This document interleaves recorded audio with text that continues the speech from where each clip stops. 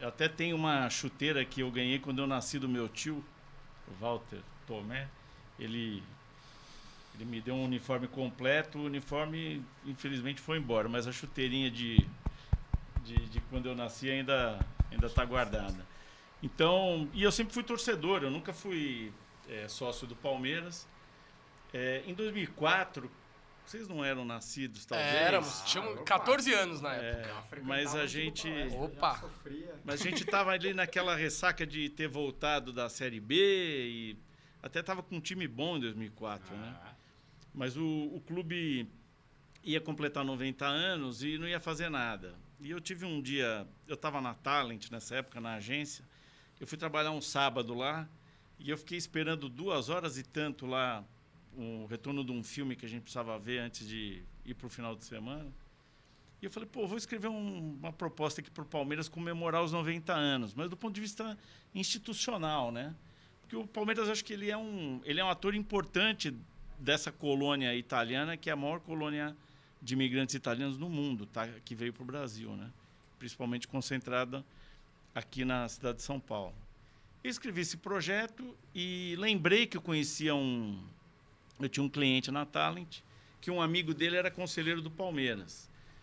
Aí eu liguei para esse amigo meu, o Luiz Sorge, esse meu cliente, ele falou, eu te apresento aqui pro pessoal aqui que tem contato lá com o Palmeiras, e pro Lorival Silvestre. Mostrei o projeto para ele e falou, Mustafa vai adorar, você se importa de levar lá, apresentar para ele? Eu não gostava muito do Mustafa como torcedor, né? Falei, mas já que eu escrevi, eu levo, né? A ideia era fazer uma amostra falando da contribuição da imigração italiana, o Palmeiras inserido dentro disso, e como o Palmeiras se abrasileirou, né? Dentro desse processo de inserção da imigração italiana em São Paulo. Tinha a sugestão de fazer uma exposição mesmo no Tomiotaki. A sugestão do Tomiotaki era porque tinha o nome de uma imigrante também, de outra colônia importante, que é a colônia japonesa e tal. Aí fui lá apresentar para o Mustafa. Eu achei que ele tivesse dormido metade da reunião, porque ele não dava não emitia nenhum som. Então eu falei, acho que ele dormiu, né? Ele falou, não, gostei muito, a gente não pensou em nada, você apresenta isso para o conselho? Eu falei, essa minha ideia está começando a custar caro. Aí eu fui apresentar para o conselho, mas eu nem sócio do clube era, eu tinha feito isso como uma contribuição de torcedor mesmo. Palmeirense mesmo. Aí ele falou, como você sugere para a gente fazer isso aqui acontecer? Eu falei, acho que o senhor devia montar um comitê. Ele falou, gostei, melhor comitê do que comissão, porque comissão não dá em nada aqui. Aí entreguei isso para eles, isso não aconteceu nada. Ele falou, a gente precisaria de um patrocínio para... Falou, patrocínio aí eu não fui atrás, né? Mas eu não me conformei com isso. Eu liguei para alguns amigos que eram palmeirenses, e um deles, o Roberto Dinardo, era vice-presidente da Eletropaulo. Falou, Rogério, para isso aqui na Eletropaulo não tem verba, mas vamos trocar aquela iluminação de boate do Palestra Itália? Eu falei, vamos, tem como fazer? Você patrocinaria isso? Ele falou, a gente tem uma linha aqui do faturamento que nós somos obrigados, como concessionária pública, a investir na renovação de iluminação de locais públicos. Eu falei, mas o estádio é público ou não é? Ele falou, então, eu preciso confirmar isso. Porque ele é público, mas ele não é estatal, ele é privado, aberto ao público, né? Aí ele fez a consulta dele para alguém da ANEEL, que ele falou, liguei para um cara lá que é meu amigo e palmeirense. Então ele deu o sinal verde. E aí a gente conseguiu fazer, deu de presente isso para o Palmeiras lá em 2004, isso? 2005. A reforma dos refletores. A reforma dos refletores, São Marcos agradeceu, né? Porque reclamava bastante. Passou de 200 lux, que era a medida de iluminação, para mais de 600. E aí eu conheci o Zé Cirilo Júnior, que era o diretor de obras do Palmeiras, que depois viria a ser uma figura importantíssima para a viabilização da arena e tal. Mas morreu por aí. E aí começou uma pressão do Lorival, de quem eu me tornei amigo, que era conselheiro, e falou, não, você precisa ficar sócio. Aí um dia eu cheguei em casa e falei para minha mulher, comprei o título do Palmeiras. Falou, mas nós vamos lá frequentar? Tá, vamos lá no final de semana. Tal. Eu trouxe ela aí, ela falou, tá caído o clube. Na época, exatamente. Lembro, não tinha nem os bebedouros estavam interditados, porque tinha dado uma contaminação lá. Nossa, era duro. Bom, aí em resumo, eu sou sócio do Palmeiras desde 2004, mas eu nunca entrei na piscina. Ah, é?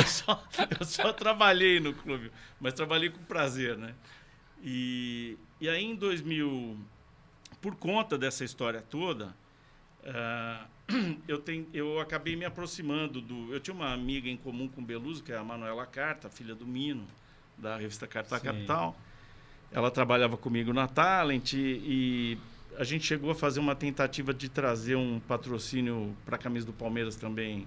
Isso foi antes, quando a Parmalat saiu. Enfim, eu tinha estabelecido ali alguma relação com o Beluso. Antes da Pirelli, né? Quando depois dessa história aí da troca da iluminação, a gente fez um evento aí e tal.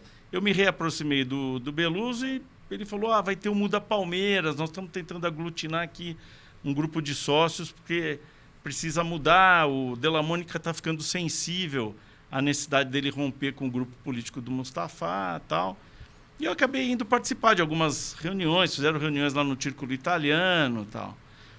E numa dessas daí, quando de fato eles negociaram essa nova aliança política, né? E aí acho que é uma coisa importante para contar para os palmeirenses, principalmente os mais jovens.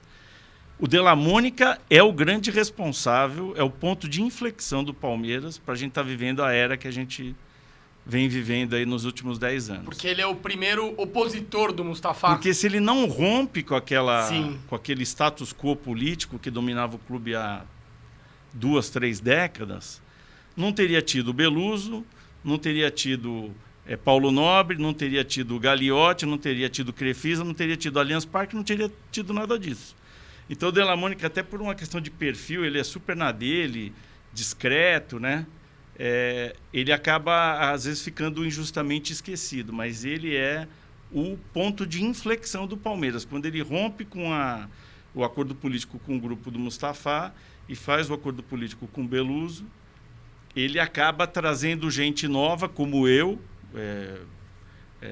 Fui participar da administração, na diretoria de marketing.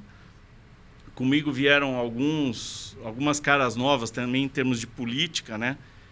Que se tornaram meus amigos até hoje, o Marcelo Fonseca, o Fábio Raiola, o Vicente Cristo. A gente tem um grupo de corneteiros que a gente corneta entre a gente lá. A orelha do Abel deu uma ardida aí de domingo para cá, mas Raiola com isso, mas só em loco, a gente não expõe isso para o público, né? E isso acabou abrindo uma série acabou destravando um potencial do Palmeiras que estava adormecido. E um desses potenciais era a história do projeto da reforma do Palestra, que começou com o Mustafa. Ele tinha um acordo ali, não sei se chegou a ser assinado, mas enfim, já estava previamente negociado com aquela empresa alemã ligada à Adidas, que fazia todo o braço de marketing da FIFA e que acabou quebrando, né? Eu me esqueci o nome da empresa agora. E eles viriam para o Brasil para fazer a reforma do Palestra, iam fazer, acho que, Maracanã e Grêmio, se não me engano. Era um grupo de estádios, né? E sem isso, a gestão do Mustafa não tinha como levar o projeto adiante. Mas eles tiveram um mérito. Eles não deixaram o alvará da reforma caducar. E, de novo, o Zé Cirilo Júnior tem uma importância crucial nisso, porque aos pouquinhos eles iam fazendo as obras. Então, o do antigo Palestra, que não era simétrico, ficou simétrico, criou uma área nova de camarotes, tinha uma torre nova ali de iluminação, onde eles instalaram também anexo um elevador. Então, aos pouquinhos, a obra, para não perder o alvará da reforma. Porque com a mudança da lei do zoneamento, não poderia ter sido feito o Allianz Parque. Teve uma reforma na entrada também, né? Aqui na Triasul também. Teve, aí a galera começou a entrar por baixo. Isso, o clube travava o clube, lembra? Para a gente entrar no estádio, fizeram esse acesso subterrâneo. Enfim, eles tiveram esse grande mérito de não deixar o alvará caducar, e foi isso que permitiu a realização da obra do Allianz Parque, que tecnicamente ela é uma reforma.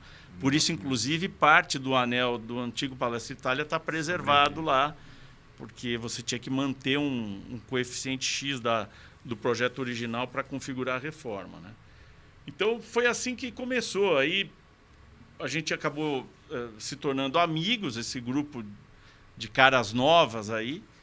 E a turma do planejamento, que era o Vicente Crício e o Marcelo Fonseca, junto com o Beluso, na gestão do Della Mônica 2, é que encontram o João Carlos Mansur, que hoje é CEO da REAG, e o Mansur fala, olha, eu sei quem vai fazer a arena.